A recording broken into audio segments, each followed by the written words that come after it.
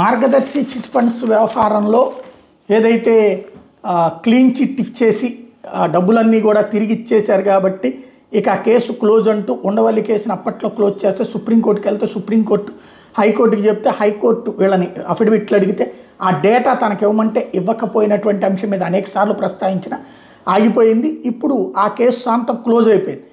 అయితే సుప్రీంకోర్టుకి మళ్ళీ వెళ్తే ఉండవల్లి అరుణ్ కుమార్ వాదనలు వినేందుకు అంగీకరించలేదు కోర్టు.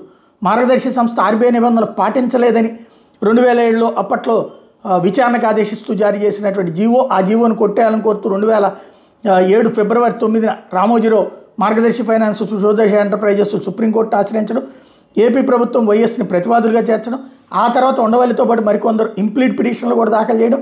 ఆ పిటిషన్లు గురువారం జస్టిస్ సంజీవ్ కుమార్, జస్టిస్ అలోక్ కరాదేలతో కూడిన దిశోభ్య ధర్మాసనం ఎదుటి విచారణకు వచ్చింది.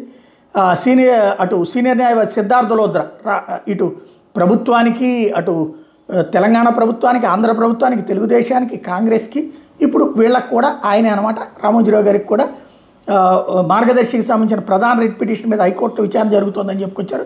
అట్లయితే హైకోర్టులోకి తేల్చుకోండి ధర్మాసనం చెప్పింది. వర్చువల్గా విచారణకు హాజరైన ఉండవల్లి దీనికి అభ్యంతరం చెప్పారు. ఆర్బీఐ నిబంధనల ఉల్లంఘన జరిగిందని, దీని మీద సమగ్ర విచారణ అవసరం అని చెప్పారు.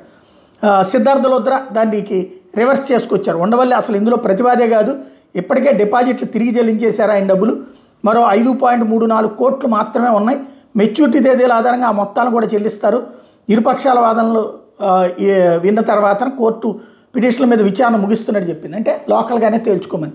ఇప్పుడు 5.5 కోట్ల డబ్బులు ఎక్కడ సంస్థ, ఇప్పుడు ఒకళ్ళు తప్పు చేశారు, ఫైనాన్షియల్ క్రైమ్ జరిగింది పెద్ద ఎత్తున, దాంట్లో డబ్బులు తిరిగి ఇచ్చేశారు కాబట్టి శిక్ష అక్కర్లేదు అన్నటువంటి పాయింట్ చుట్టూతా నడిచింది.